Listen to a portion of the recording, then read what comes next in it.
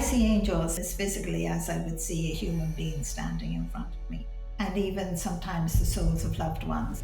Science at the moment is looking for the consciousness. They ain't going to find it. It's not in your brain. Realize that you're not just flesh and blood, you are a spiritual being as well. Lorna Byrne's memoir, Angels in My Hair, has sold over 1 million copies. This is a woman who has been saved from death many times by the guidance of beings that only she can perceive. Can you explain to us what it is that you have an ability to access? You have all the gifts I have. For some reason, it was turned off. But if you practice, you can start to see. In the past, we were more telepathic.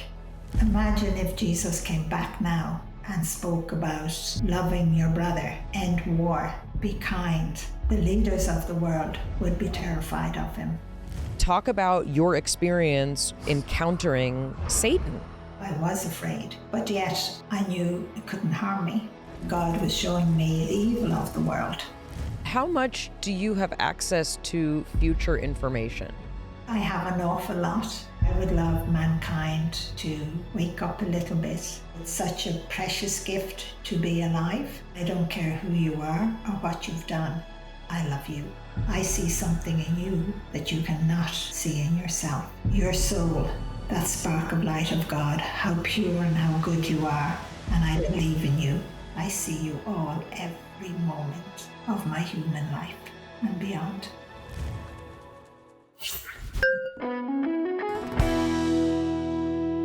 Hi, I'm Mayim Bialik. I'm Jonathan Cohen. And welcome to our breakdown. We've got a very, very special episode today, and it's a very unusual one. The woman that we're going to speak to has had a life that, by all accounts, is truly unbelievable. From the time that she was very, very young, she realized she was not alone in the universe. Okay. But throughout her life, she encountered beings. She encountered experiences with people who were no longer living. And she was told information that she could not have had any other way, except if she was told by some outside source. This is a woman also who was designated as being developmentally disabled. The word that her family used was retarded. And she ended up growing up, getting married, having many children, and writing 8 books. She's an international best-selling author. This is a woman who has been saved from death many times by the guidance of beings that only she can perceive. And there's an enormous amount for us to get into. It's really an honor to get to speak to Lorna Byrne. Angels in My Hair is her autobiography. It's sold over 1 million copies worldwide. She's written 7 other books, all with information that she believes she is tapping into that is available on a different plane of conscious experience. And in case you're already like, what?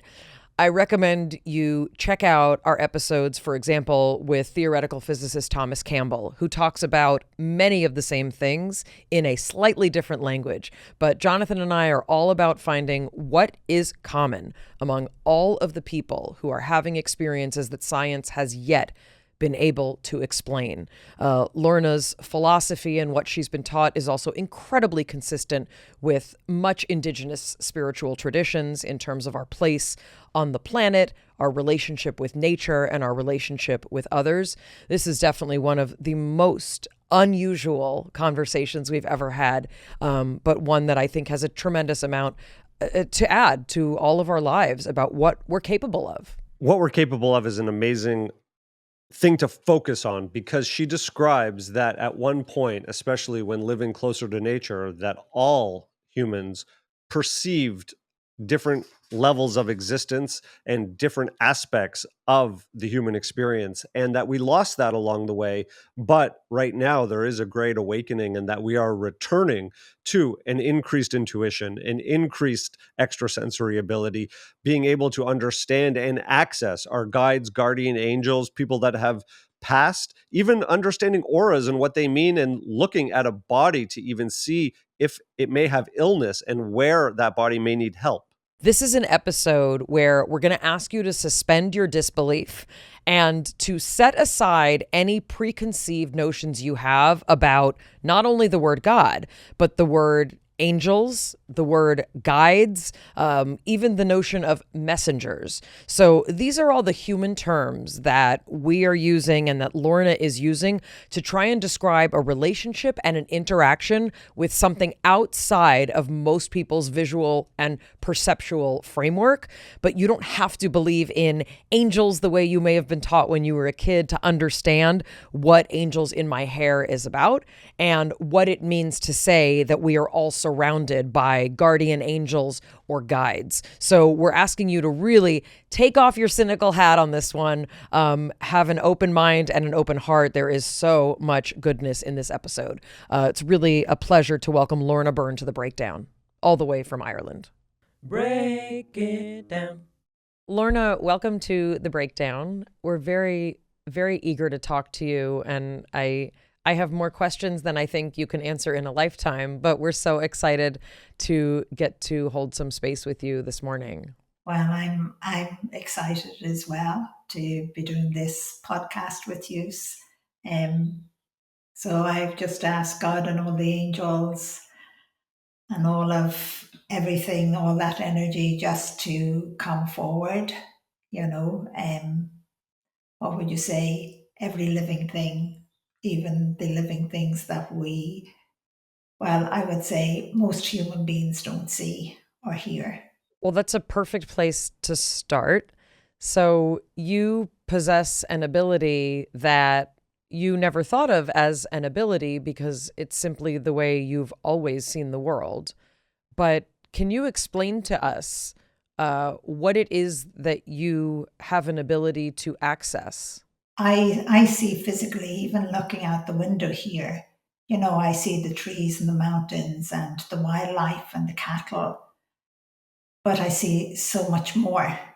Like, I am always trying to explain to people, our planet, every living thing it's all energy, if that's what we call it.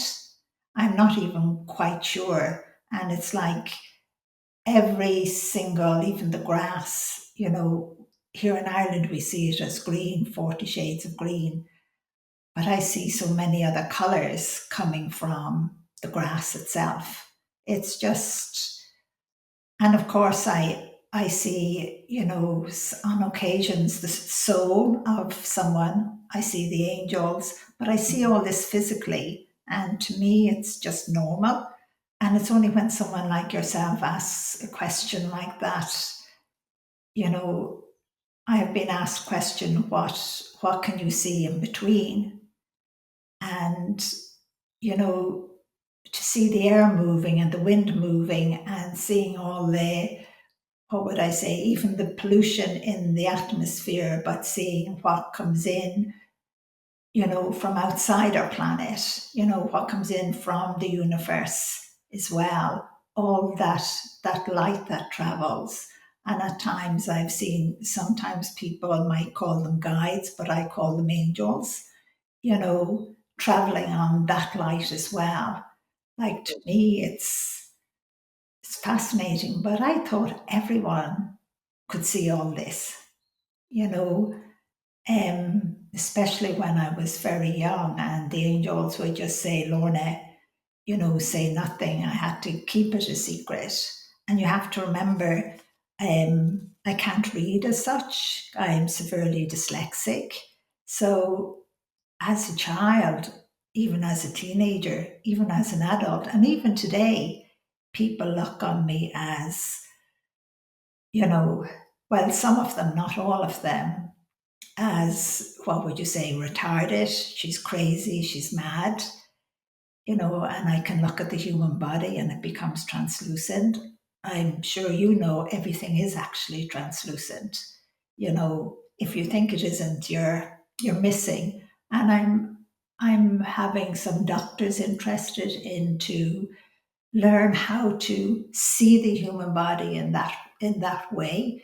So I am planning in the future, but only for medical doctors, to do a workshop for 4 or 5 days to help them to learn how to see. Because I don't understand why you can't see, And I would say to people, it's kind of, I'm seeing through the spiritual part of me, my soul, through my human eyes, but through every particle of my human body as well. This is only a body. At times I don't understand why humans are the way you are.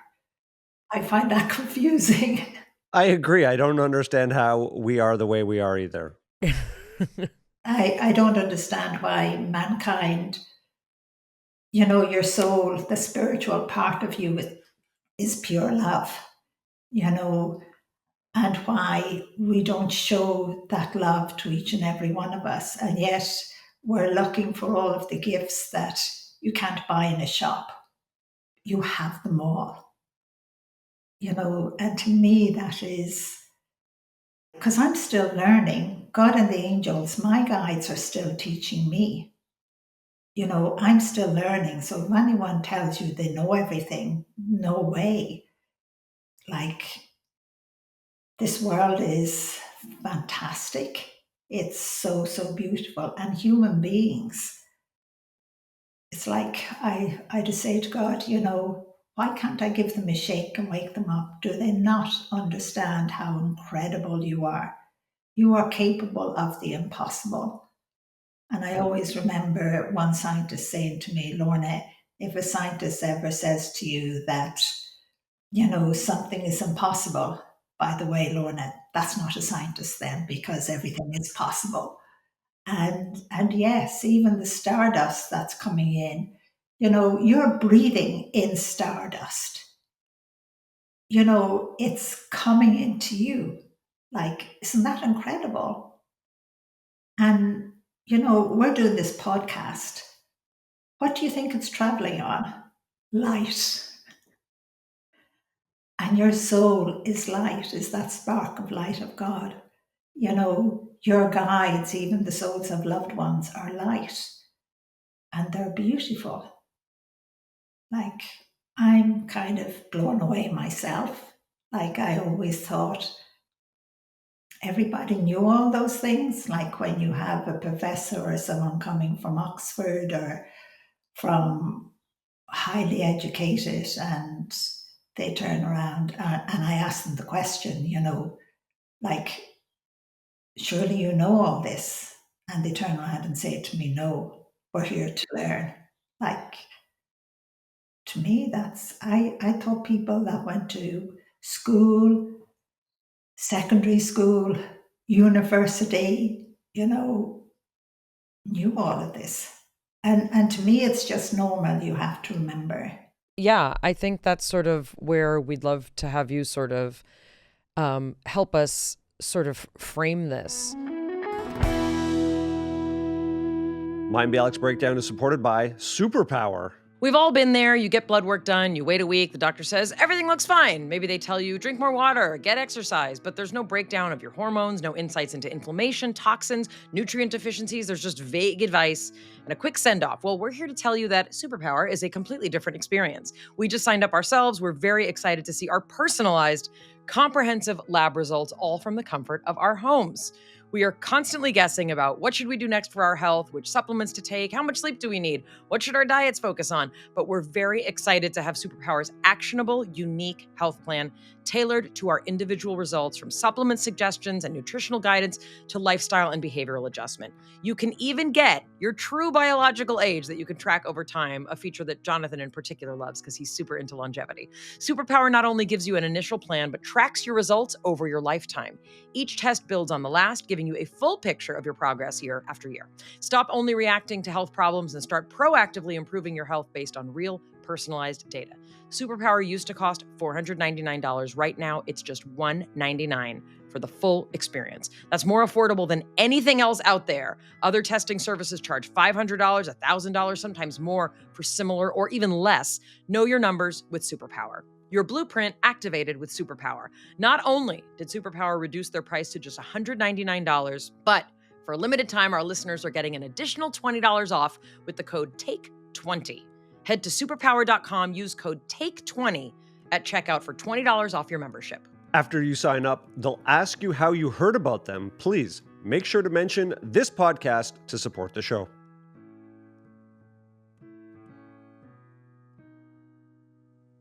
Mayim Bialik's Breakdown is supported by MSI United States. Hey friends, Mayim here.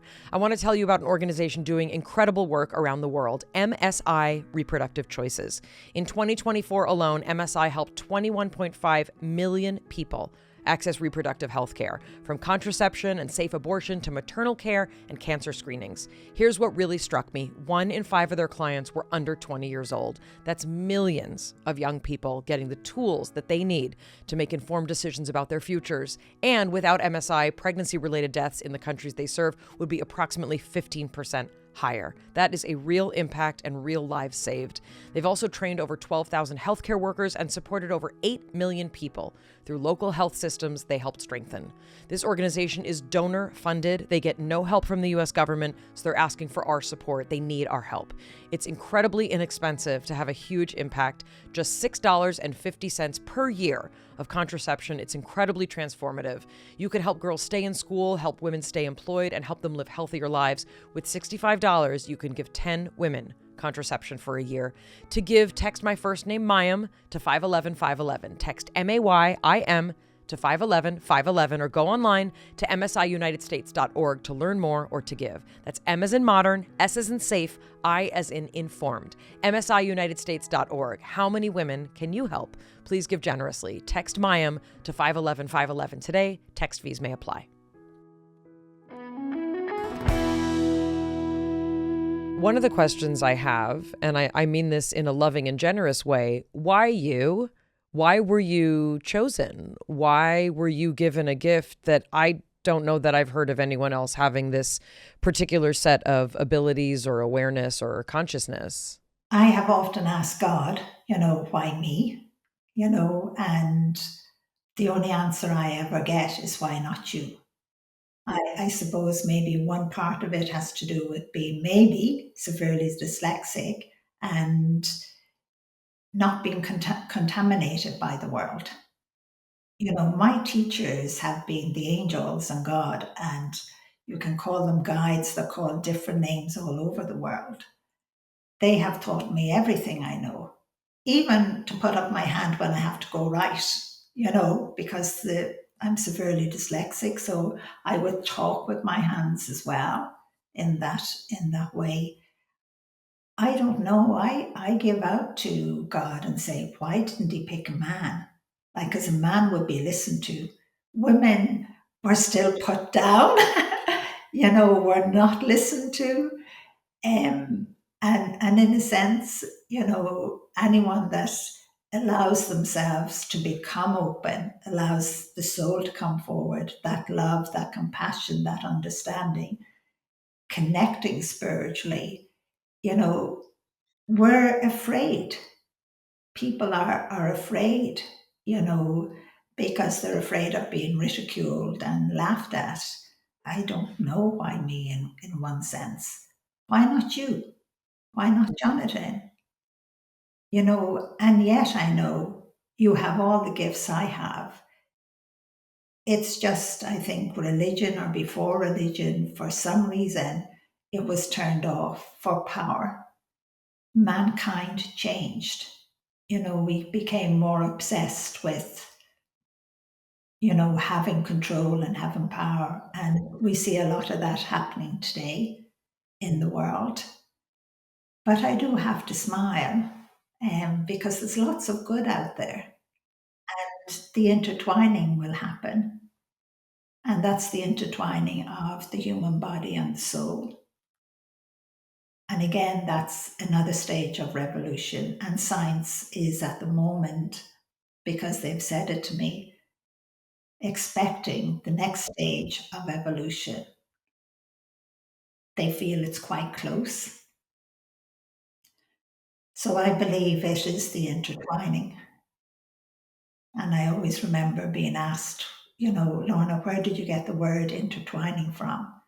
And I just said, well, God has said it, the intertwining. And they just turned around and said, well, that's a word that science has used for a long, long time. I hear you talking about how at one point humans had this much more broadly amongst everyone, that there was people who could access this extrasensory information, and that through the process of education, industrialization, prioritization to build factories, if and maybe not even in the industrial age, but even before that, the more we started to live outside of a natural connection to the earth, more connected to the earth, we began to lose that and transition out of that in order to build the society and structures that we have today. And especially during the age of the expansion of religion, religion taught us not to do that, to rely on the religious authority in order to understand a reality or truth. And now it seems like there's an interesting acceleration of technology, which almost mirrors our spiritual advancement. The idea that we are light, and that light and energy is what powers our technology and connects the internet. The internet is in some ways a reflection of our spiritual evolution, where information is everywhere and we can tap into it and share it instantaneously, the same way that you can look at the earth and see all the multiple layers of dimensions of whether it's spirit or soul. And that's kind of like the internet in a way. And as the internet expands, so do the ideas, that people who are listening can now be reminded that there is more to the physical reality and the spiritual reality. So many of these ideas are being passed through this new medium, and starting to what has been called the awakening, or this integration period, or this waking up of humanity, where we are remembering the fact that we have all these extra abilities. And a lot of people are like, well, I don't know, I can't believe it, science hasn't proven it yet. And other scientists are like open-minded and saying, wait a second, we know there's more out there. There are these amazing phenomenon. There are people who have had near-death experiences, and we start to study those. And there are people who have had miraculous healing, where science and doctors can't explain how cancer disappears. And so now all of a sudden, we're starting to move back towards something that we have lost. Yeah, you have just put it all together. We are, what would you say, moving back and bringing it forward. And I know we became very industrialized, so we lost a lot then as well, because greed and anger came in, and keeping what I would say the peasant, under those in power, under their feet. But religion as well played a huge part in closing it down altogether, you know. But I do love they weren't able to close it down. You know, we were still listening. And in a sense, even religion helped to open us up, to keep us aware. And just seeing, like today in the world, most people are educated.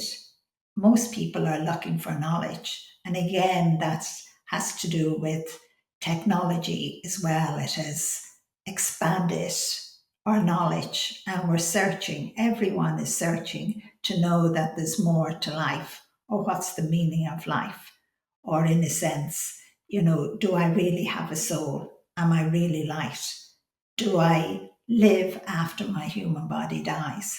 So everybody is searching for it. Even those that are very young are searching for it, not just those that are educated. And it's lovely to see science, they're battling on it, but yet they're searching. And I know we have AI, and I know that's brilliant in so many different ways. And I know we have, what were they saying? We won't die, but we can store all your memory and all that kind of thing. And once you have the money, when the money runs out, it's turned off. But I love, because you have a soul, it cannot be turned off. When your human body dies, you are able to help those that are still living on this planet. You can still give them guidance. You can still help them. Like you would hear many stories of someone saying, they could feel their grandfather or their child, or or whatever in that way. And I love just the way you put it all together. It's such a combination, but yet, it is an awakening more so than ever before in the past. And again, that's because of technology. Everyone should be able to see what I see, hear what I see. You should be able to hear the voice clearly, when you're being given guidance. Like I do tell people, I'm still learning. And if all of a sudden a thought comes into your mind, to pick the pen up, go and pick it up. Don't ask why. Don't say, well, what meaning has that? Don't be lazy. They're only teaching you to respond.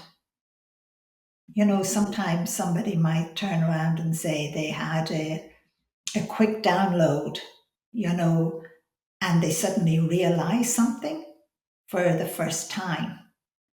And I would just say to you, or an epiphany, that is only just the beginning. Where do you think mathematics came from? Where do you think everything has come from? It has been a download from the soul, that spark of light of God, that spirit, within you, but out there as well. You're connected. That's why science is so good. That's why creators are so good. It can be, the uneducated person down the road that discovers something and starts to tell people about it, and again, that's knowledge for us, for everyone. And it's to share the knowledge. Like in the past, they shared the knowledge. We were more telepathic. We were more, what would you say? You would know if Granny was in trouble and she lived 200 miles away, and you would say, right, I'm heading to visit Granny in that way. And again, with science, where do you think they get all the information? It just pours in, and sometimes we might call it the imagination. But where do you think that comes from? I know science at the moment is looking for the consciousness. They ain't going to find it. It's not in your brain.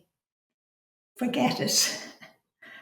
But they would love to find it, to prove something. Well, I guess that's a great transition to this is all very helpful, as sort of the big picture, right?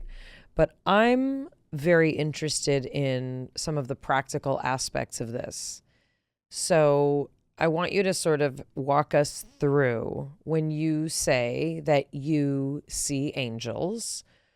Are you visually experiencing something that is not, let's say, a visual hallucination, but you are picking up on some sort of energy, which we've had theoretical physicists like Thomas Campbell talk about being able to see energy between objects.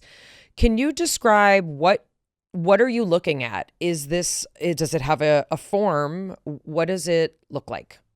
I see angels physically, and even sometimes the souls of loved ones that come fleeting by in that way. It's a light, and within that light, it gives a human appearance. And I was told to call them angels. So I call them angels. And sometimes, on very rare occasions, they would show wings. Other times, they don't at all. And angels, it's like our guides, are neither male nor female, but they will give a male appearance if that's what you need, or if that's what you feel, or a female. Do all angels have wings and they only show visually to you sometimes, or do not all angels have wings? I love that. I myself believe they all have wings. It's just they don't show them all of the time. But I assume they don't need to fly because they can move. This is what you're double clicking on, Jonathan. Do they have wings? The woman sees angels and you're concerned about the wings. No, I love what Jonathan has said. You know, they don't fly. I've never seen an angel fly. Exactly. So you're like, why do they need wings if they don't fly? Just to look angelic. I think I love the way God is using his angels because that's getting people's attention because we look on them as angelic, gentle, soft. They're not going to harm us or hurt us in that way. I see them as physically as I would see a human being standing in front of me. Now I can't see your angels on the screen.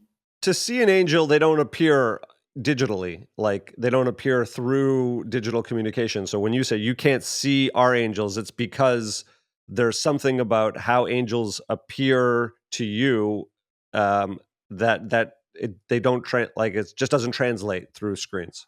It's on very rare occasions that has happened, so I can't say yes in that way. I have to be very truthful. One more question on this because I think it's important. Is this about wings? I'm not letting you ask more about wings. Well, I wonder if the evolution of both humans, angels probably have to evolve too. I wonder if they just haven't gotten the upgrade to be able to be compatible with like Zoom and FaceTime yet. Well, I love the way you have put that.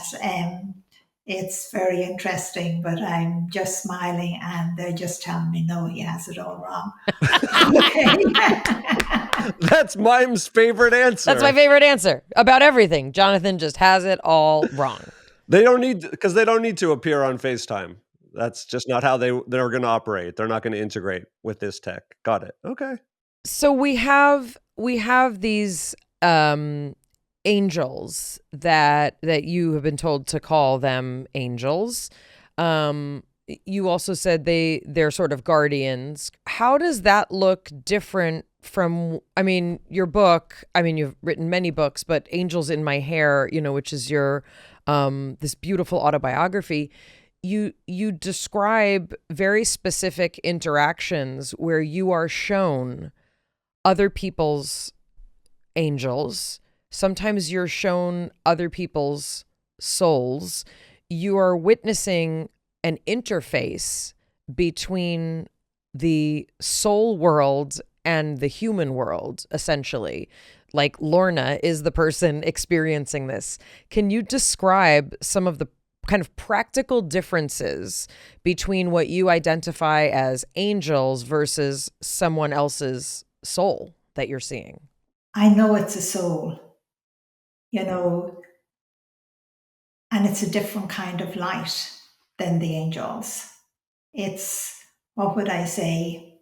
Maybe I don't have the words, but maybe we would say more vibrant in that way.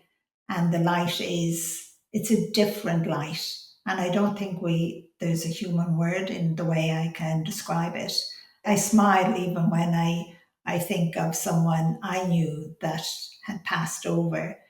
On occasions when I have seen him, when he's come to visit, that light and that human appearance within it again is again full of light. It's so, maybe we could use the word crystal clear, and even the color of maybe the clothing as well is so vibrant. And again, I suppose we could say it's an energy, but yet I think it's beyond energy. It's beyond one word I was taught from the time I was a child, and that is it's beyond our comprehension. And for every question, there's like a million answers to it, and then another million answers to each of those questions, each of those answers. And I suppose I find it fascinating. And you have asked that question, is the difference of the light between the angel and the soul. The angel is nowhere near the light of a soul. That's the only way I can explain it. I do wish that God would, in a sense, allow the whole world even to see one angel, or the whole world to see the soul of a loved one.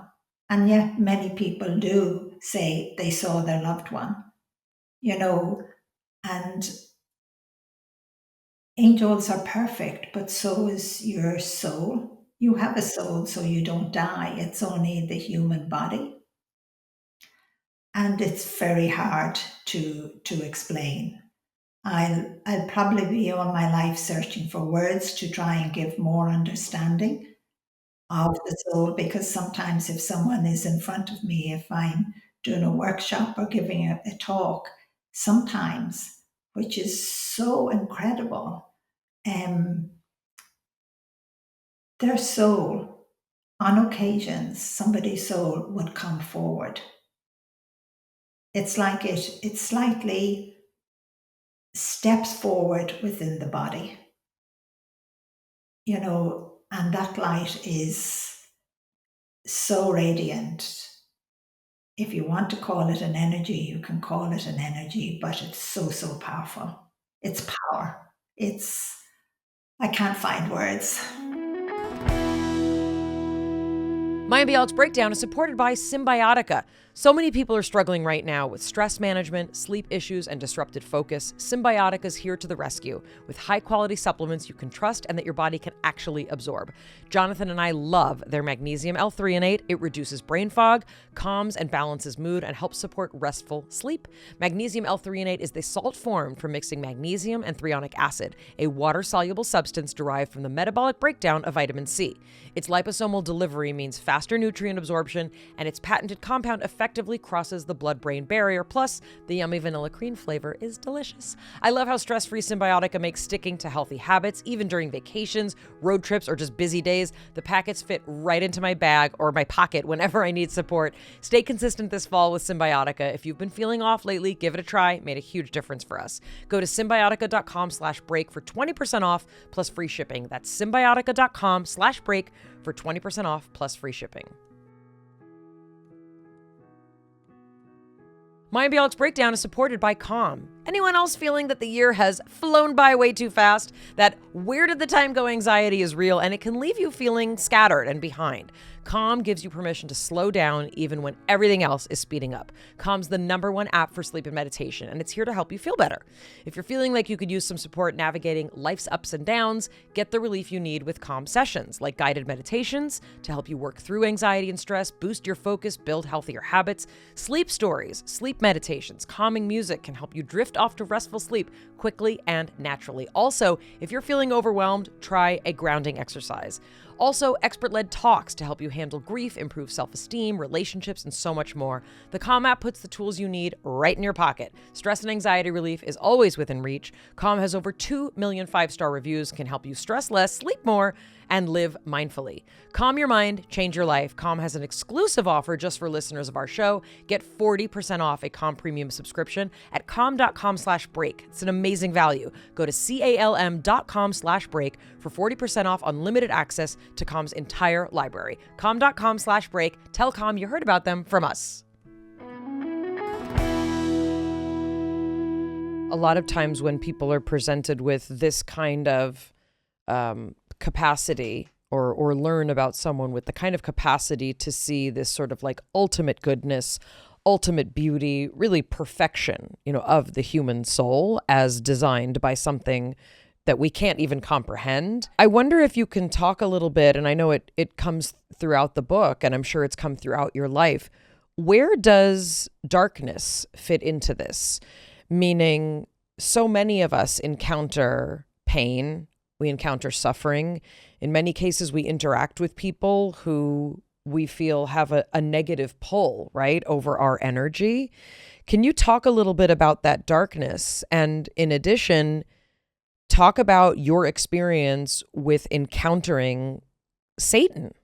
I know on that occasion, God was showing me, what I would say the evil of the world in that sense. And yes, I was afraid, but yet I knew it couldn't harm me. And I know mankind, ourselves humanly, we're not all good, and a lot of the evil comes from from what we say, Satan, in that sense. So we even blame God. We even use God as a weapon, and yet God is love. Everything comes back to love and compassion. We all have the choice. But for myself, it's like, I'm not afraid. And maybe that's because I know. And maybe, one could say, the old Irish saying, I think it's a worldwide saying, sticks and stones may break my bones, but names would never hurt me. No matter what anybody tries to do to me, they only can destroy my human body. That is all.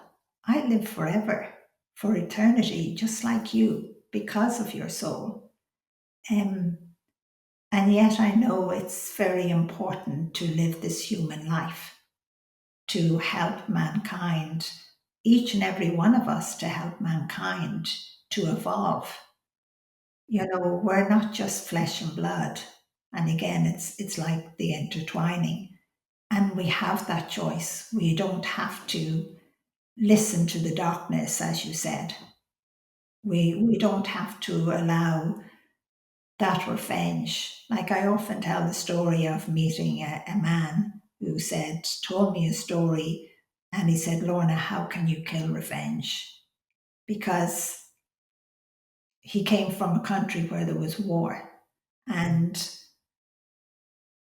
people went into his home, his family, and shot everyone dead, killed them, and somehow he escaped. And somehow, which is a miracle, he ended up educated.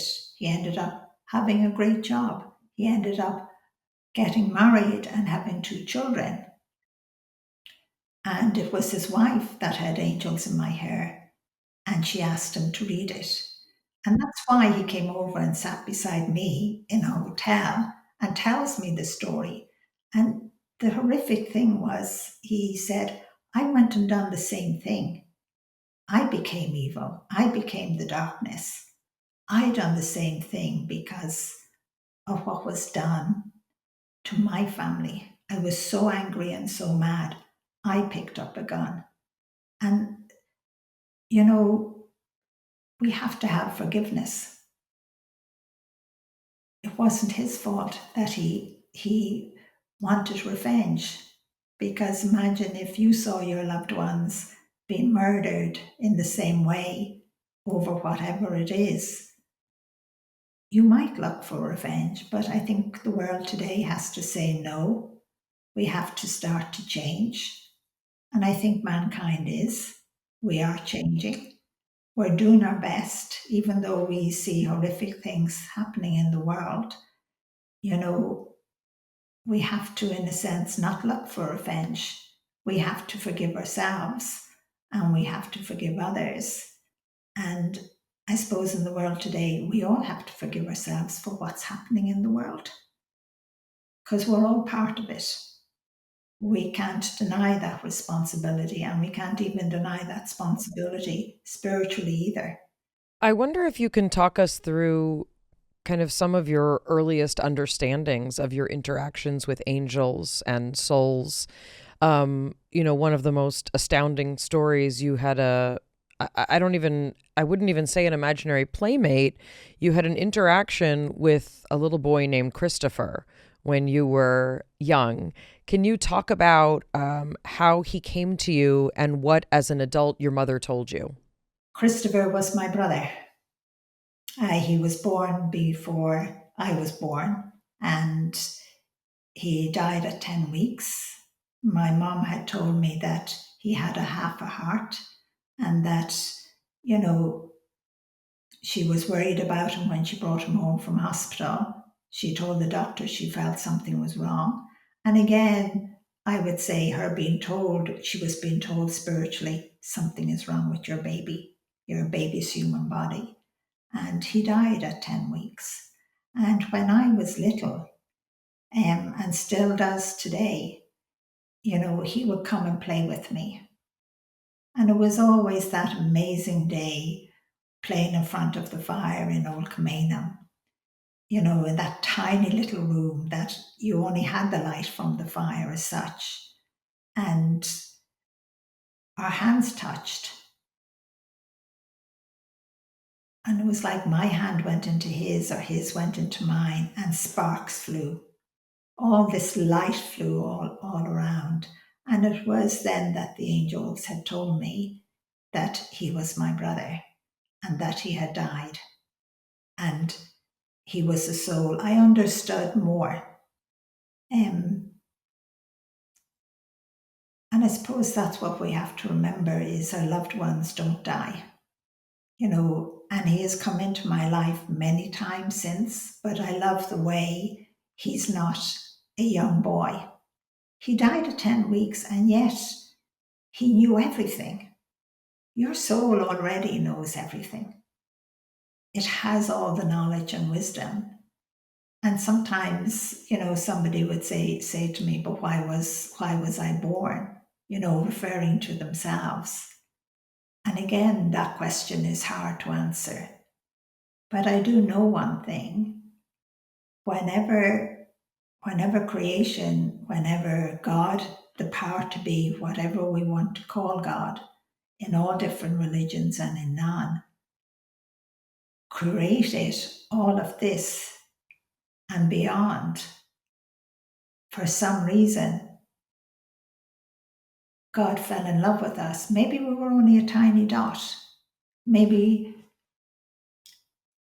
God had already planned that we would be an intelligent human being. I've asked these questions, but I don't get an answer. But our human bodies aren't perfect. And again, it was because my little brother's human body wasn't perfect. His heart wasn't. Why his human body died, but he didn't die at all. He had, how would I say, all the wisdom and all the knowledge. He knew how to pick up the blocks, how to put them on top of each other as we were building. When he would talk to me, how would I say, like another child, as if he had lived to that age, 5 years of age, and yet he only lived to 10 weeks. So where did he get all his knowledge from? The soul already has it. You have it all. And to me, that's incredible. When we have to kind of start to and I think even science has to start to think about it, allow our imagination to run away with us, because that is the download. And putting it in those simple words helps other people to understand. Some of the information that you've been given has been very painful, and the love of your life and the father of your children, you knew essentially when you loved him, when you started to fall in love with him, that something was not going to end in this kind of fairy tale manner. Can you talk a little bit about the messages you were given about Joe in particular? I to see Joe still today, and I to see his soul, and he still plays a huge part. And one could say he's one of my guides now, even though he is more than any angel ever could be. Yeah, I was very young, and it did sadden me. How would I say, it tore me apart. And even now talking to you, my heart hurts. My heart hurts because I miss the physical body. And I wish he was here physically, in that human body. But when Angel Elijah, that incredible angel walked across the river, and allowed me to see, I think I was only about 10 years of age, to see the young man I was going to marry, and talk about love. Like, I giggled and I laughed, I didn't know what he was on about. But I gave out when he told me that, he wouldn't grow old. We wouldn't grow old together, that we'd have ups and downs, and that he wouldn't be well. He'd be sick.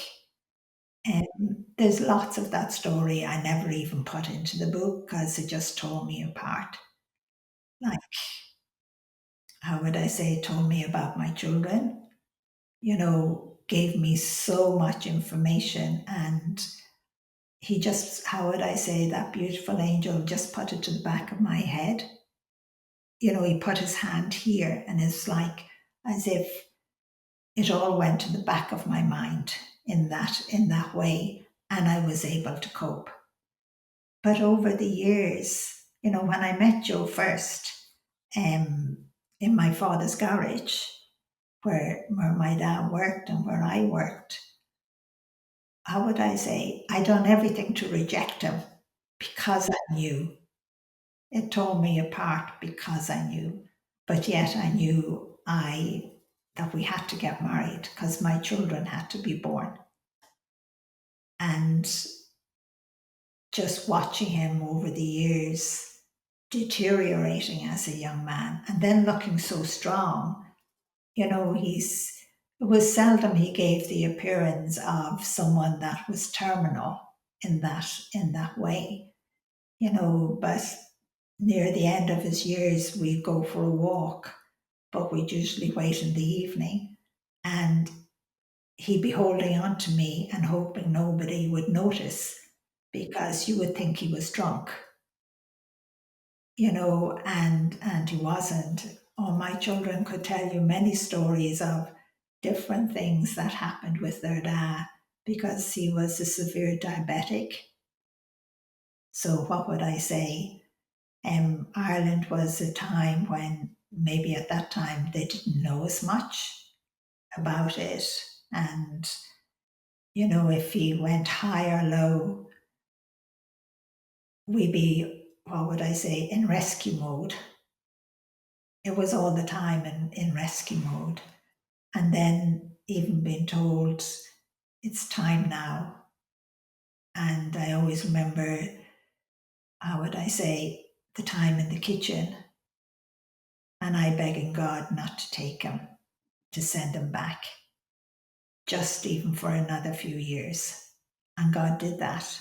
And I'm grateful for that because my children would have been too young. They got older. They were teenagers, and yet my youngest was only a baby as such. And again, my youngest, I loved the way Joe would tell the story. He'd say, every time I open my eyes, I see this little girl running into the room, and she's got curly hair. It's wavy. And she says, "Hello, Daddy." And I don't think I put that into the book. And I wasn't pregnant at that time, you know. And then I became pregnant. And when she was born and when she got that little bit older, he just smiled and said, "That's her." So again, the soul, her little soul, God was sending before time to Joe for him to see, and because he wouldn't see her grow up. And to me, again, that is, we don't realize how kind God is. God loves us. We're all his children. And he does so many things to help us through our human life. Our human life is just full of ups and downs. And yet our human life could be so perfect, could be so beautiful and so incredible. But I suppose we do humanly, we have changed so much that over time we did everything to stop the love coming forward. We kind of, even today, we're still, what would I say, starving people. We're still having wars. We're still trafficking.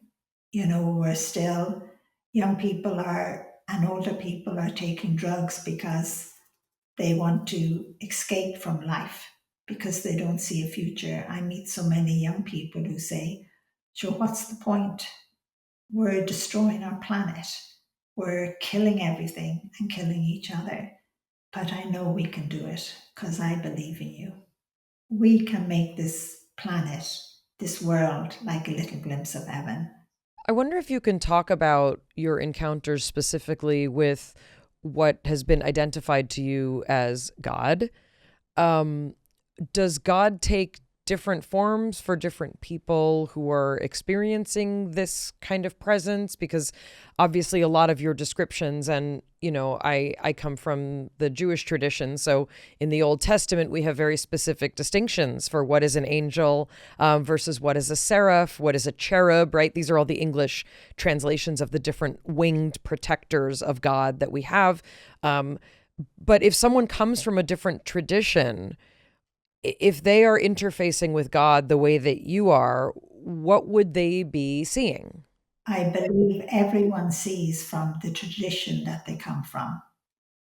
Because why would God or the angels or the guide or even the soul of a loved one, you know, frighten you or show you in a different tradition in that way? And that's one thing I love. Like, again, I was in where the holy wall is, where the rabbis pray. I was there, and you know, I actually wanted to run and see would they let me in there, but I knew they wouldn't. The angels were holding me back and saying, "No, Lorna."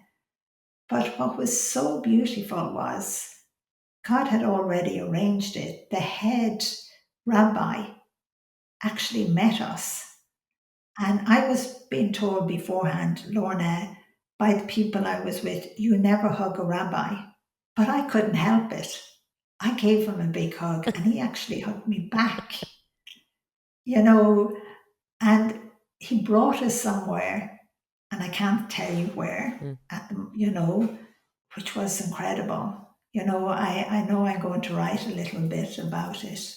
Um, But yeah, just seeing all the rabbis and all the visitors that were the far side, praying, and just seeing that light of that prayer and those angels. And then on the other side was the big green dome, the Muslim. And the same thing was happening over there. So one thing God has shown me, and that is that one day all religions and none, we'll all become one, and we'll all pray and sing and dance and, what would you say, united with each other. And I believe that will happen because I have been shown it. Anything I have been shown has happened.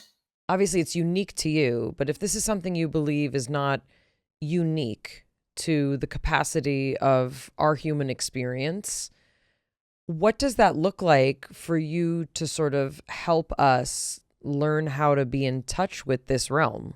I love your question, and I don't believe it's unique to me. So I am, even here at the sanctuary in Ireland, and when I give talks, I give a bit of a lesson to help people to open up more. I can't understand why you can't see what I can, but if you practice, you can start to see. And I always say you have to do your homework. Like, I've had a number of people saying, Lorna, we're practicing, we're doing our homework. And yes, they're turning around and saying, I'm starting to see energy. Even the energy around another human being. You don't have to stare. You don't have to strain your eyes. We have only been taught to look. Stop looking. You can look around a room. See instead. See has been taken away. Just turn it back on again. Allow yourself to see. One thing the angels taught me an awful lot of was to see detail. And and then things started to become translucent.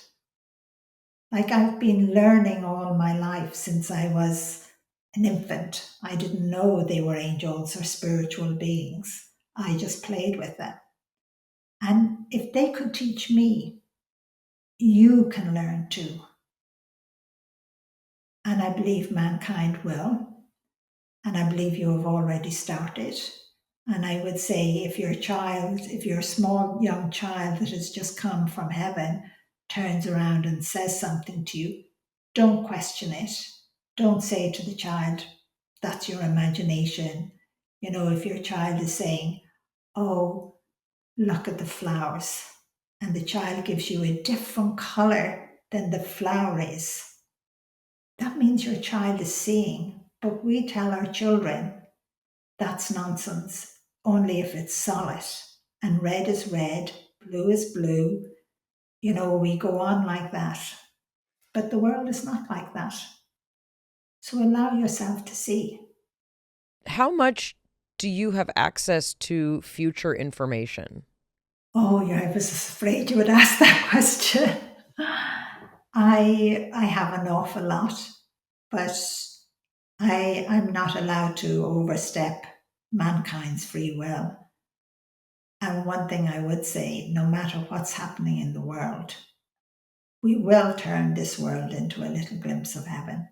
We will change. And one thing I always say is for mankind to remember, and I've been saying it since Angels in My Hair came out, but no one noticed. And that is stand up, be counted, and play your part. And that is, allow yourself to see, allow things to change, be loving, be kind. Lots of people are saying they want to grow spiritually. Then you have to have love in your heart and you have to show it. You can't be selfish or mean. You can't be looking for revenge. You can't be looking for power and control.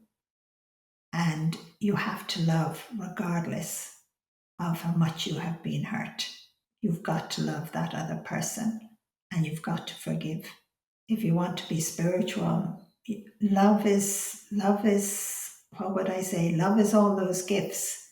Many people would say to me they want peace and they'd say peace within themselves. That's a gift. You have it. So don't be angry. Forgive yourself and forgive others and allow yourself to see the light. Allow yourself to be aware of your soul and allow it to step forward a little bit. Allow that intertwining. Allow yourself to feel that love. There's a struggle between spirituality as a concept and feeling love and compassion, and then the practicality of running a country, navigating politics and international politics and border crises and immigration rights and economic struggles and balancing the budget. So it's like one thing to say you should be loved, but the other thing that can often seem passive without an active presence. Now, you can absolutely avoid retaliation, not act in malice, but there's a difference between knowing that you need to take concrete action to make change. How do you reconcile those two?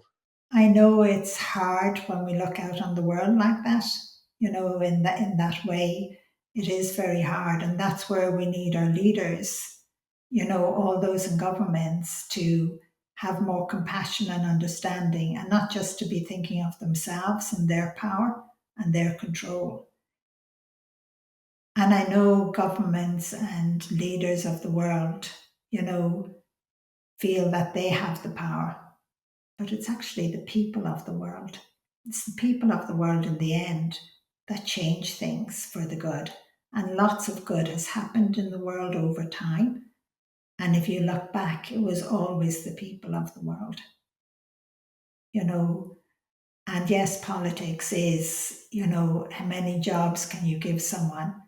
And again, it comes back to being fair and honest and thinking of the people and giving a fair wage for the work they do. It's even in the medical area, no parent should have a child that's sick and not be able to have that child looked after. We have to change in that way, and that's where love comes in and compassion. Our leaders have to change. And I believe a lot of them will. But at the moment, they are fighting. Again, it's all about money and material things. But in the end, money and material things mean nothing. When your human body dies, when you have a father or a mother or a child that is not going to live, the material things don't matter. You have parents will say they'd give everything away if their child could live. And again, that's a spiritual thing we have to understand. And that's hard for us. It's a hard question to answer. It's all about power and glory at the moment out there in the world.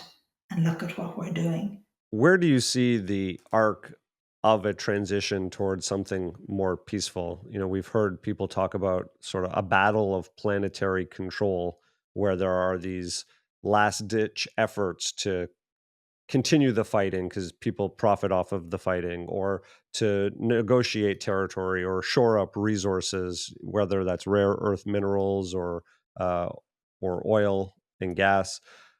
And then it's also expected that there's a huge turmoil coming with the advent of AI, which in the long run could bring on and shepherd an era of a lot of peace and ease and breakthroughs, but a lot of displacement, especially as things change and people get displaced and there's a huge learning curve and people don't handle that level of change so much. So how do you see, the next 10, 15 years of this transition?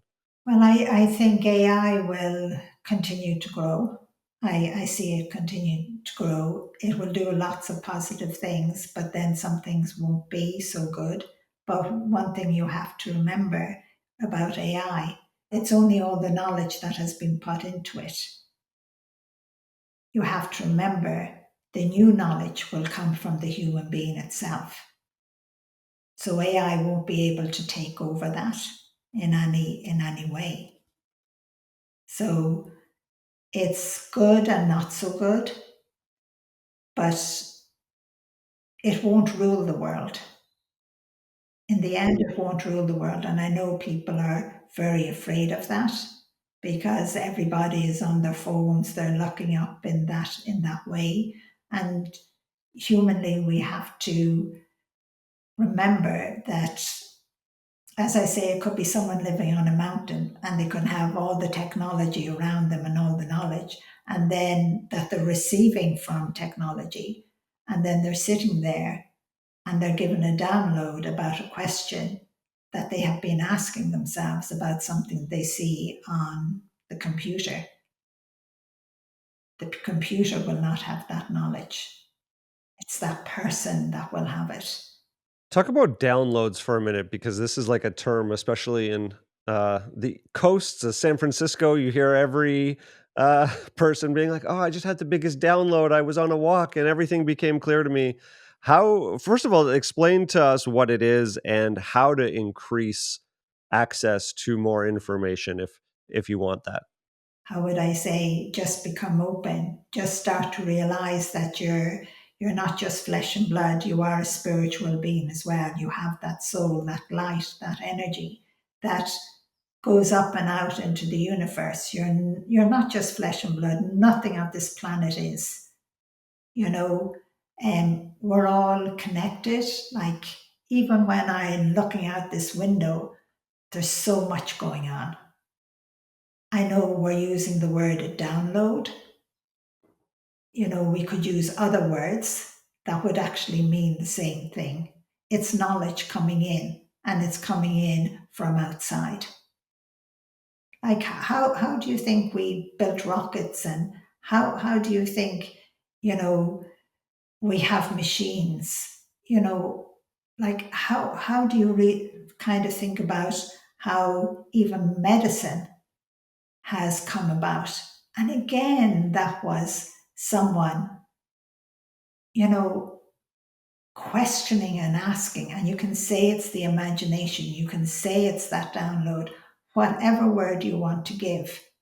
And we're being giving it all the time. Technology does not get a download, it only gets what we give it, the knowledge we have given. We are more than any technology can ever be at all. We're, how would I say, your technology may be able to communicate to a satellite, but only the knowledge that we have fed into it. It cannot give any new knowledge. But you yourself, as a human being and a spiritual being, gets new knowledge every single day. We just ignore it. It's like when you're, let's just say a simple thing, like out walking, and you're being told to go right, but instead you go left. You should have gone right. And most of us turn around and say, well, nothing happened. But that's the point. Nothing happened. You were being protected. And we ask all the time, what do things mean? What was the meaning in me picking up the pen? Because the thought came into my mind. The meaning is to learn, to respond. But don't be asking the meaning. I never knew the words, what are they now? Destiny. Or what's the other one? Something like dreams. I just go down the stepping stones. If I'm told to go left, I go left. I have been shown so many things that would happen in my life and happen in the world. And anything about the world, I always pray that somehow somebody in power out there will listen and say no to something, or that they will make the right decision to help the world. And that's one thing that we all have to do. We all have a part to play. Do you feel blessed or do you feel burdened? I've been asked that question before. Do I feel blessed or burdened? I'm only me. I don't feel burdened because, I used to be scared because being considered retarded, being ridiculed and laughed at. But then when I discovered I saved one life at the very beginning, that's all that matters. It doesn't matter being laughed at or ridiculed or that word you've used, burdened. That doesn't come into my life. That's not part of me. What would you say? All as I can do is even love the person that you might say is the worst person in the world or the most horrible person in the world. I can't hate them because if they were in front of me, more than likely I would see their soul. And their soul is pure. You cannot put a sin on a soul. The sin is only on the human body, the wrong. Whatever tradition you come from, you cannot mark the soul at all. How can you put a mark on God? How can you put something evil on whatever name you want to call God? Because it's the one, on the creator, and creation is still happening. It hasn't stopped. You have angels that you feel are guiding you, and everyone presumably has angels that are guiding them, correct? Yes, everyone. Yes. And in your experience, these angels, do they interface with each other? Like, are they conscious on their own plane of each other? Yes, they are aware of each other. They are connected. But it's like, as well, I don't often see angels or guides, talking to each other. We're looking on, you're asking that question on a human side, on what you understand as a human being. It's completely different. I would often explain you could have Archangel Michael in the middle of thousands of angels, and you would know it was where he was. It would be like you could have 1,000,000 soldiers and you'd have the general in the middle somewhere, and we'd all recognize the general. I've never seen an angel give out to another angel. I've never seen an angel bossing another angel, if you know what I mean. Going in the human terms, I have never seen angels do anything that we humans do. What's their role then? They're here to help humans. I've heard it described like that there's an experiment being run, and we're trying to figure out if we can get over this loop to this next wave of consciousness to have there be a little slice of heaven here on earth. Are the angels here to help us get there? Is there a game to be played? Is there a destination? I love the way you're putting it, but I would say no, there's no game being played in that way. Um, but yes, it's like for that intertwining. For what reason, I actually don't know as yet. For why God would want that intertwining of the human body and the soul. Why does that creator who created us in the beginning um, love us so much that wants even the human part of you to live for eternity? To me, that is incredible. And yet, that human part of you, the body, never to get sick. Because I've been shown that we will get there, we will never get sick, and you never grow old. And your angel stays with you even when you die, because you've witnessed people die, and what you see is that their angel is with them. Yeah, your guardian angel is the gatekeeper of your soul. It's the one angel that can never leave you. So it's the one angel that when your human body dies, it takes you back home. And we all use the word heaven. It's only a word, just like I think Jonathan asked something about spirituality and religion and governments and all. But spirituality is just a word. It's just a word that we have put there humanly to help us to understand more about the soul, more about whatever other name you want to put on it, about that power, that energy, that love that we often feel inside of us. Sometimes when we cry and we don't know why we're crying, and that's love, and overwhelming. I'm just clarifying. You've seen a world where people physically are living 90, 100, 200 years? God has asked us, humans, with the twining, you know, do we want to go to that place beyond heaven? Do you know what we say? We say, no, we'll stay here another while. Because our planet it's so, so perfect. It's so, so beautiful. And I use the word perfect, and that's really the wrong word. It's crystal. I can't explain it. The light of our world, of this planet, and the light of what we see within the universe. When we look up and we see, I can't actually put it all into words. I struggle with that. And I think I struggle with that because of my human part of me.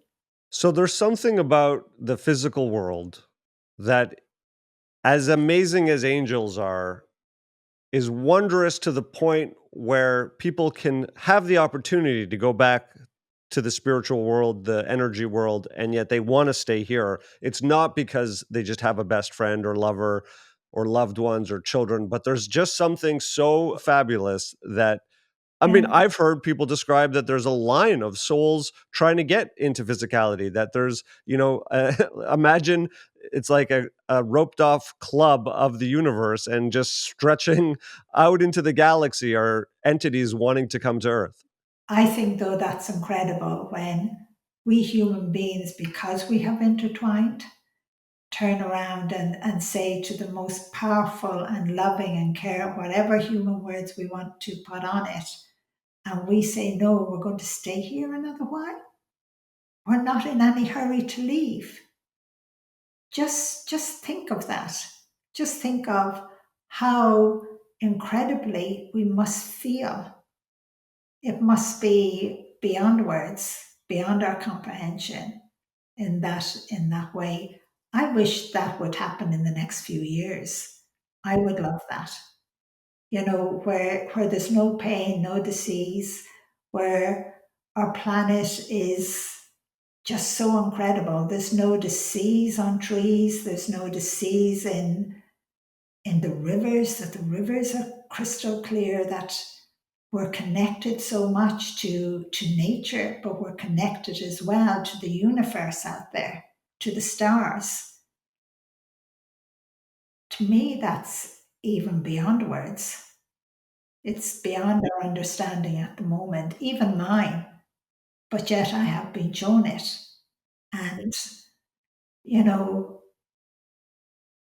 I often say to God, to that one that, how would we say, is most powerful, but not in the power that we understand, because we think that this power should end wars, should end, all pollution for us, should straight away make everything crystal clean for us.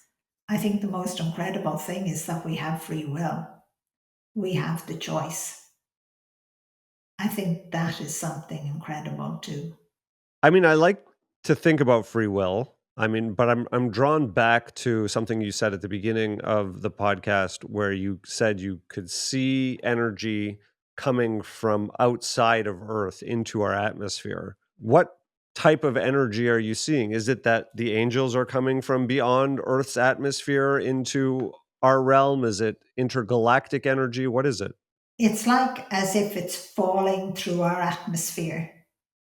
And even though we as people claim a lot gets burnt up as it comes through the atmosphere, like a cloud, but it's translucent. It's just pouring in. Or you could say it's like water or mist, and it's just coming down into our planet.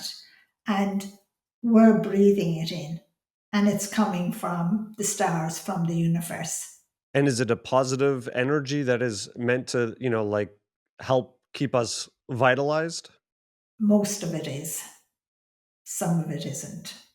And how does one filter out what isn't? Because I've been asked this question, what do I see? And I've described some things. But some of those particles, or what's coming in, is stardust. It's from other planets. But again, it is as well a huge amount of light. But again, it's like on that light, there's, how would I call it? Like living cells. Like that's, I'm just trying to give a human idea, like living cells coming in as well. And I don't know how to explain that. I sometimes call them particles. There's so many of them, and some of them I have seen. There's one particular one that science does record. Well, seemingly they've started now, because I don't know, a few years back, some pilots reported these tiny little lights, and they described them. And I had already been talking about them. They pass through everything. They actually pass right through the earth. So they pass through the planes, no matter what your plane is built of. And one thing, they're very rare to see, but they must be intelligent, because I have to smile. On the odd occasion, I see them. I get out of their way, because they seem to move. They're not moving fast, they're moving slowly, but they can go in different directions. But they're a small little light. And what do you think they're doing? What has always fascinated me from the time I was a child is that they pass through everything. Literally everything. They'll pass through a stone, come out the other side. They'll pass through your house, come out the other side. I know they go right through the earth. I've seen them go through metal. And I know on the last report of pilots, scientists decided to take note. But before, seemingly when pilots did report them, I think they were told, that's all in your imagination. Would they be described as UAPs? Would they be described as alien technology? No. No, this is not at all.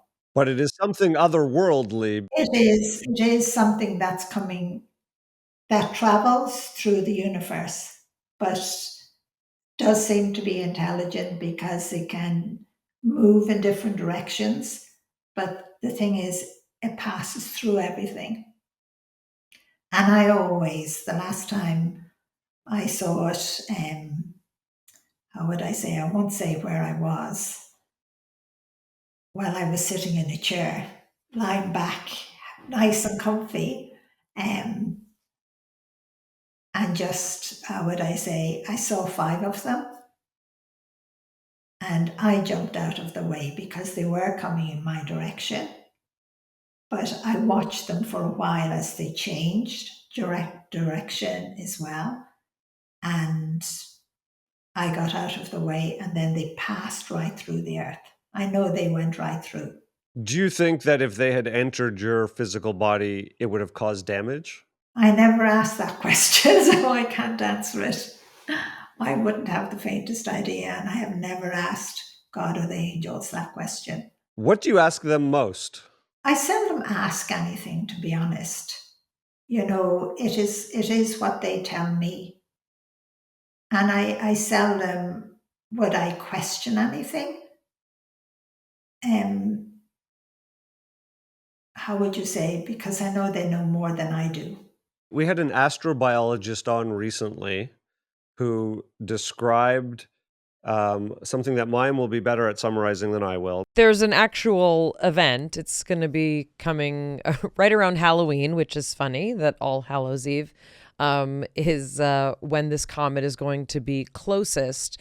And what Avi Loeb talked about was that this comet potentially is a great candidate for if we're going to find out that some comet is carrying information from, let's say, another timeline that existed before our experience on this planet, this would be a great candidate. I mean, Avi Loeb talks about how it doesn't have a tail like a comet would, and it has lights on the front. And so he posits it could be that it is an intelligent craft of some kind.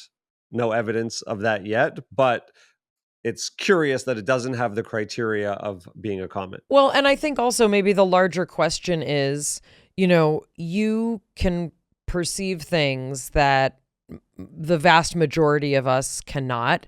And so it follows that we're very interested in, is there other information, right, that you have access to, that if you can perceive other kinds of beings. And you also, the way you describe them is so specific. It's the way people often describe transcendental experiences. They're beyond human description. It's more about the feeling and the sensation rather than the words and the nomenclature for it.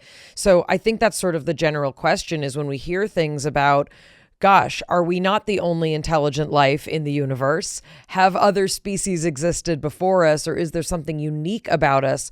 Of course, we're curious. Do you have information about that? Why would you think that, that there's not life out there on other planets, beyond even our universe, and even within the black hole itself? The ones that we know of. And, that comet that they're saying is getting closer and they're curious about it because of its shape and everything like that. And I think Jonathan said timeline. In that sense, time does not exist. We humans have only made time. There's, what would I say? So it's on its way here, and we have planned that it should get here again a certain time of our time in that sense. And how will mankind react as it passes by when we discover more of it, or how much we will be allowed to discover of it? And that will lead us to many, many, many questions. Of course, we're not alone. I would love to say something else on your show, but I won't. Please do. Well, how would I say, how will I put this? I'm an alien. What do you think your soul is?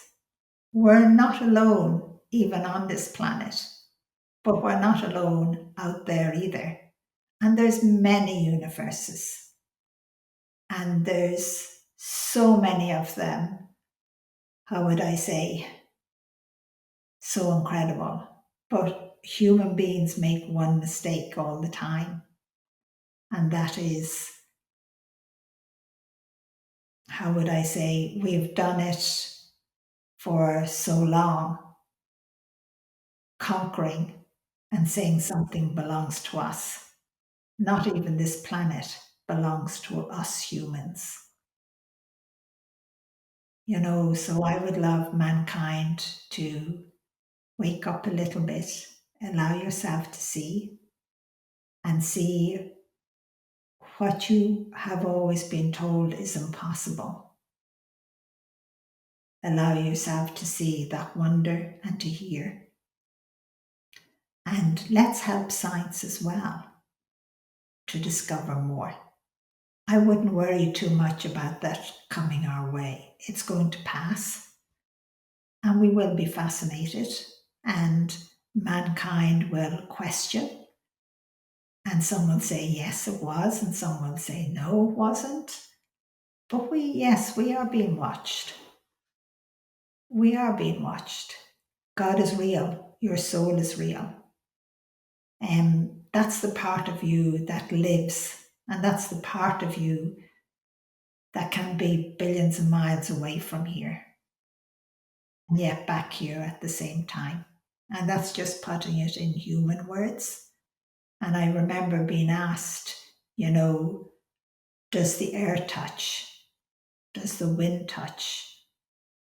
Mankind knows so little about even our atmosphere, what's actually happening around us. And we know so little about each other as well, and so little about nature. And yet mankind, the human being, thinks it's highly intelligent. I have no education, so where is my intelligence coming from? Where is my knowledge and my wisdom? I can't pick up a book like you and read it. I can't even go onto the internet and look up something because I don't know how to do that. And then it would be too complicated for me to do it. And I have to smile at that, because me not being able to figure it out because of the severe dyslexic stops me from being contaminated by the world itself. Is it a harmonious relationship out there amongst all of these places? Again, that's what we're being taught as human beings, that we have to conquer and fight and kill and destroy. So it's even put into all of our movies, all our science fiction. In that way, the universe is a friendly place. The presence of Jesus coming to earth, the role that he played, why he died, and sort of the relationship he's had with humanity. Can you talk a little bit about that from your perspective? I would have to say that Jesus succeeded the last time. Jesus was here before, and each time we destroyed him because he spoke of love, kindness, forgiveness, all of the things that message is going around the world all the time, in every way. Imagine if Jesus came back now and he stood somewhere and spoke about, loving your brother, end war, be kind. I have been shown that the leaders of the world would be terrified of him. They would straight away say, that's a terrorist, watch him. For the simple reason that the ordinary person, and I would say the peasant, that's you and me, would stop to listen. And to me, that is, I would love him to come back now, but would we go and kill him again? Go and read the resurrection and see what you're being told. The crucifixion and the resurrection. See, can you read in between the lines of what wasn't put there in translation? The ordinary person in the world will discover that. I just wish you would wake up and discover it now. So it's another step of evolution. Again, it's mankind opening up spiritually, letting the light in, letting the light out, allowing themselves to see, and realizing that everything goes back to love, to care, to compassion, to understanding. All of those things, those gifts you cannot buy, and you're all looking for them. Every human being is, even you, Jonathan. He was here multiple times and was killed multiple times, not just the one that was written about most recently. So it's a pattern that's played out over the course of human history. By written about most recently, you mean the foundation of Christianity? Yeah, the foundation of Christianity was just the last time, but that was not the first time. And potentially there were many other times before that where that same messenger, maybe even named the same person, came back to share that message, and humanity was like, no, we don't want to hear that. It's too dangerous. But isn't it lovely that today so many human beings are sharing that message? Okay, so I'm going to take that as a yes. I'm going to take that as a yes. I think it would be harder to take someone if they came back out now than it would have been then. I think isolating that person and I think there are more people sharing that message. But yeah, I definitely think I understand where you're going with that. The reading between the lines of the resurrection, Mayim, that's now you have some homework to do and come back and report. I will also watch Narnia again because that's my favorite. I love Narnia. I wonder if you can sort of give us some final words of encouragement or guidance. As I read Angels in My Hair, I obviously couldn't help but think of, the tradition of prophecy, and the notion of those among us who in one way or another are here to communicate something. And in many cases, those people are dismissed, or they're called names, or they are shunned, or they are locked away, And in the case of women, we're often called hysterical, and we're hunted as witches when we say things that kind of challenge the status quo. But if you could leave us with a bit of sort of, if we had to ask you, what are you here with this set of abilities to communicate to the rest of us, what would that be? The thing I would say is to give you the message. And it's even beyond your comprehension. And in a sense, to mankind, it's like unreal. It's like it's a fairy tale. But I love you.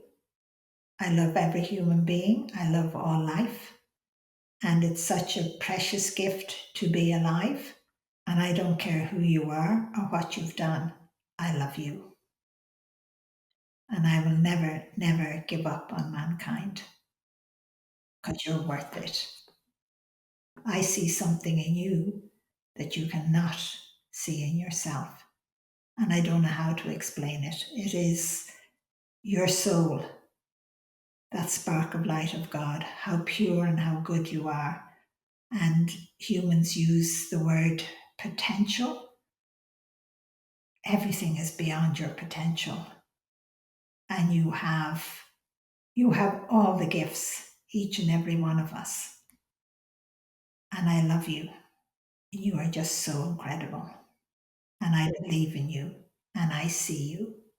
I see you all every moment of my human life and beyond. So love you all. Thank you. It's really incredible to get to talk to you, and really fascinating to see, how your brain works, how you operate, and also appreciate the humor that you have, because this is very heavy stuff, and your life has been full of a tremendous amount of challenge that you've really walked through with so much grace. So we really, really appreciate it. Well, I have to say thank you to both of you because you have asked questions people haven't asked before, you know, and, I know sometimes humanly I find it hard to put it into words or to give you the understanding in the way that you need. But you're both incredible. So keep the good work up. You're part of it. Don't you realize that? Jonathan, this is an unusual episode for me. First of all, I'm super impressed, fascinated with Lorna, and I have to say that watching, someone articulate things that are so intuitively known to her is fascinating to me. Here's a strange comparison. When we had Teresa Caputo on, the Long Island medium, I had a definite feeling that like she was receiving information in real time that she was actively managing. And I think it's not a coincidence. Lee Harris, also a channeler that we had on, a wildly fascinating episode, also had these elements. There's something that certain people, and it's very hard to take off my science hat. I'm trying to understand, what is this? Now, the most grounded I can be is in two places, and both of them came from Thomas Campbell. The first was when Thomas Campbell all of a sudden started experiencing literally the energetic connections between things, which he was able to detect visually.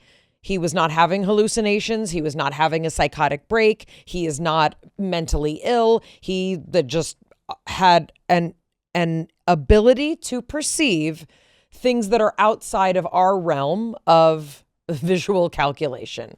So that was one thing. And I'm thinking, well, if I can extrapolate that out, there are people who are perceiving things like that at an even higher level, meaning more frequently, more intensely, and they are allowed to give it whatever meaning they want. I don't know if that's true, but it's them giving it meaning, and that is true, I guess, lowercase t. That's one thing. The second thing I'm pulling from is Thomas Campbell's accidental discovery of God, as I described it, is acknowledging that there is some larger consciousness, which as a simulation, as a mechanical equation, an algorithm, is tending towards lower entropy. It's tending towards less chaos. It with a capital I, it wants love, peace, harmony, kissing, consensual sex, and lollipops. All the good things that we could say definitively. These are things that literally resonate around a vibration of love. That opening you feel, the place when your heart finally cracks open, when you give birth and you're like, oh my God, that feeling, like love and connection that surpasses, that kind of human description. And I'll throw in there any psychedelic experience you've had where you were like, why can't I understand this all the time? We're all love. It's okay. Yes, and she's interacting with a set of experiences for herself, her perception, that is very hard to translate. And so for me, who likes an explanation, and for scientists who want to understand the mechanisms behind what she's sensing, it makes it really challenging when it's like there's a filter, but the filter isn't really compatible with what is going on for her. No, it's like, Jonathan, describe the color of your t-shirt, Well, I can do that because it's black. But what's black? And That's if there just a is, word. Those are yeah, 5 letters. exactly. 5 Black. That's 5 letters in a language that your family learned very recently, I might add. Like that's like not, it's not a thing. Like pull out to the size of the universe. It's like, what's the word black? How are we even having this conversation? What's that word? When everything gets deconstructed to that level, then you're like, what's left? Just the soul of your essence and your love. Why do you say that like you're rolling your eyes? Like that's like, oh, I guess all that's left is the goodness that is you. Yes, that's true. But like, what are we going to have for lunch? Well, this is the other thing that blew my mind about Lorna Byrne. She has children. She has to like function in the world. She had to like feed baby. One of her children was celiac as an infant. So she was dealing with like a medical world, and her child, she was raising her children with no money to even like be able to buy him the proper food that he needed. I mean, she's had a life full of a lot of stuff, and she seems to have managed it. Well, so this is where I'm going with what I'm saying is like we still have to figure out what's for lunch. Is that there's the spiritual experience and then there's the physical experience, and these two are in some ways intertwined and connected. And yet I'm also thinking about like, how do I navigate the physical reality and not just get lost in love? Because it does, like, yes, it can guide us. And also I feel like there's some sort of reasoning, questioning that we have to maintain as aware, rational beings that are integrating with our extrasensory ability. If it's only extrasensory ability, I do think that it's very hard to build cars if you're also fully aware of all the angels in the factory, because like you're going to get distracted and not put the nuts and bolts on properly, and then someone's going to have a car accident. She literally worked in her dad's garage. Well, I think what's important to keep in mind is that she does not, it sounds like, go on the internet. Like her interface with the world is very different. And, as we talked about in the intro and as she mentioned, they thought that she, had developmental delay. They thought that there was something very, very wrong with her. And so the way that she functioned, it got her through a very kind of challenging life. But she literally said this was her friends were the people that she spoke to, the angels that she spoke to, is sort of who comforted her and made her feel, not so isolated. But this is indeed, it's a very, very unusual, not only an unusual ability, but an unusual explanation, that she operates in the world. And I'm so curious what it's like to be her child, right? What it's like to be raised by a mom who's having this kind of interfacing. And I mean, this book, I mean, it takes you through so many specific stories of moments where she was saved by suggestions from angels about where to go and what to do, ways that she received information about her unborn children, about losses that she experienced, and even about her beloved Joe. She could see the places in his body that were, starting to fail, like to go through the world with that. That's why I asked her, is it a blessing or a burden? And even that question it's outside of the realm of her understanding, because those are human judgments, right? We heard from Lee Harris that he used his channeling ability to get escape from a fire. There was a fire coming and everyone was going one way, and he was like scared, and he asked, well, I just remembered I can channel. And then his guardian angels told him to go a different direction, and he was able to escape. And one of the questions I had was like, why her, was also like a little bit self-righteous. Like, why does she get to save herself? And maybe the answer, I'm going to answer it for myself. Like, maybe the answer is she didn't choose that. She didn't ask. She didn't win some sort of lottery so that she gets that protection. She believes that in some way we all have had access to this kind of guidance, in which case we could all be saved, right? Or we can learn to have that kind of access to see instead of looking, right? And one of the interesting things that does become kind of a religious, place of not debate, but discussion, is that, Christianity does have a huge component of salvation. It's very specific. It's built into the structure of this set of beliefs about salvation and how someone died in place of you dying, right, for your sins. It's interesting that kind of phrasing is going to make sense to someone who's in that tradition. The other thing that was a repeated pattern that we've heard is when we ask, how do people start to access more information, get downloads, connect with their guides? The first step is opening your mind to the possibility that it can happen. Number 1, so in the back of Angels in My Hair, 12 ways to connect with your guardian angel. Number 1, suspend your disbelief. As you sit reading this, acknowledge the fact that there is an angel by your side. If you find this hard to do, just suspend your cynicism for a short time and imagine. Have a little faith. Be open to the possibility that there is someone beside you who never leaves you even for 1 second, someone waiting and wanting to help you. Even if you're afraid to do it, acknowledge your guardian angel and welcome it in. If you've made it this far in the episode, we want to hear in the comments on YouTube if you have ever had an experience with your guardian angel. And if not, if you start for this next week to acknowledge your guardian angel, comment, tell us about it. We want to hear if starting to suspend the disbelief increases your ability to access it. Also, number 12, ask your guardian angel its name. Over on Substack, if you haven't already found the Breaker community there, check us out, Mayim Bialik's Breakdown on Substack. We may do a little special exclusive content because we release content not available anywhere else, where Mayim for the next week starts recognizing her guardian angel and see what we come up with.